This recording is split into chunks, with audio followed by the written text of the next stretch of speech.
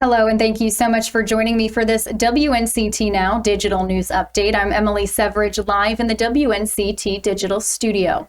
Let's go ahead and get right into some top and trending stories for your Wednesday. Healthcare workers across the country are gearing up for flu season after an inactive season last year due to COVID-19. This year, doctors are working to predict what influenza trends will look like as they continue to deal with the stress of the COVID-19 pandemic. And they expect it to be a mild season with COVID protocols still in place. While they can't say with certainty what the flu will look like this year, they do know one thing: vaccinations without a doubt will take away the severity. Doctors say it's even safe for people to get both their COVID-19 and flu vaccine on the same day. Not on your sides, Caroline Boyer will be live tonight at 5 and 6 with more from local doctors coming up tonight on your news at WNCT. A bipartisan energy bill is raising concern in the state that it will skyrocket customers' electricity bills under the new legislation.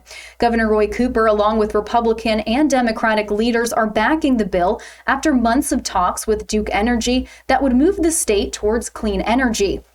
Cooper says the effects of this bill are bold and uncertain, but it's a critical step. Those against the bill worry the rate increases will be too great for low and moderate income households to afford. The bill would allow Duke Energy to seek multi-year rate increases instead of 1 year at a time. It also aims to reduce greenhouse emissions by 70%. Their goal is to achieve this by the end of 2022. Under the bill's compromised version, Duke Energy would be tied to company costs and revenues in determining increased rates for the first year, while years 2 and 3 will be capped at 4%. The General Assembly is likely to pass the bill by the end of the week. Army officials have identified the Fort Bragg soldier killed in an on-post crash on Monday that left 4 others injured. 30-year-old Private First Class Patrick J. Hernandez was assigned to the 108th Military Police Company, 503rd Military Police Battalion, and 16th Military Police Brigade. The crash was reported around 12:50 p.m. on Monday along Butner Road, but no other details about the wreck have been released. Hernandez enlisted in the U.S. Army in August of 2020 and had recently graduated from Airborne School at Fort Benning in Georgia. He was a native of Los Fresnos, Texas, and is survived by his wife and 5 children. Fort Bragg officials say the 53rd Military Police Battalion will hold a memorial for Private First Class Hernandez in the coming weeks. The wreck remains under investigation, and the condition of the others involved in the crash is unknown. One North Carolina police officer is trading in his police car for something a little bit faster, and the town of Beaufort is being recognized nationally for a second year in a row. That and more coming up after this short break. This is Angie. This is Ken. Angie. Ken. Angie and Ken. Ken and Angie. Did I mention this is Angie and this is Ken and our chief meteorologist, Jerry Jackson? Watch 9 on Your Side News with Ken, Angie, Jerry. And don't forget Brian Bailey for sports, weeknights at 5, 6, and 11. Watch Ken, Angie, Jerry, Bailey for local news, weather, and sports. In case you missed it, Ken, Angie. Watch weeknights on 9 on Your Side News. Finally, the wait is over.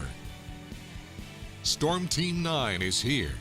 Our experienced team is keeping you informed and keeping you safe. Depend on Storm Team 9. Thanks so much for joining me. If you're just tuning in, I'm Emily Severidge, live in the WNCT digital studio, bringing you your top and trending stories for your Wednesday. Former President Donald Trump has fallen off Forbes' annual list of the wealthiest 400 Americans. For the first 8 years and the last 25 years, the former president was on that list, but not this year. The former president was down $600 million since the start of the pandemic, falling just $400 million short of the cutoff to make this year's list. Forbes reports Trump's net worth is $2.5 billion. It apparently hasn't been that low since 2009. Those included in the top 400 wealthiest Americans this year are Elon Musk, Jeff Bezos, Bill Gates, and Mark Zuckerberg, just to name a few.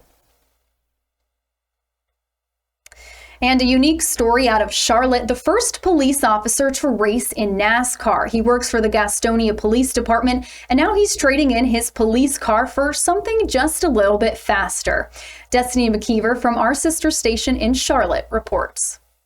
Typically in these cars, you're not going to find a law enforcement officer, but Caleb Costner is breaking barriers and changing the narrative one race at a time. I've always had a passion for humanizing the badge and showing that, even though you're in law enforcement, there's a human aspect always to it. We don't always have a gun and a badge on our side. Costner is the first law enforcement officer to race in a nationally televised event for NASCAR. He will race this Saturday at the All-American Speedway in California.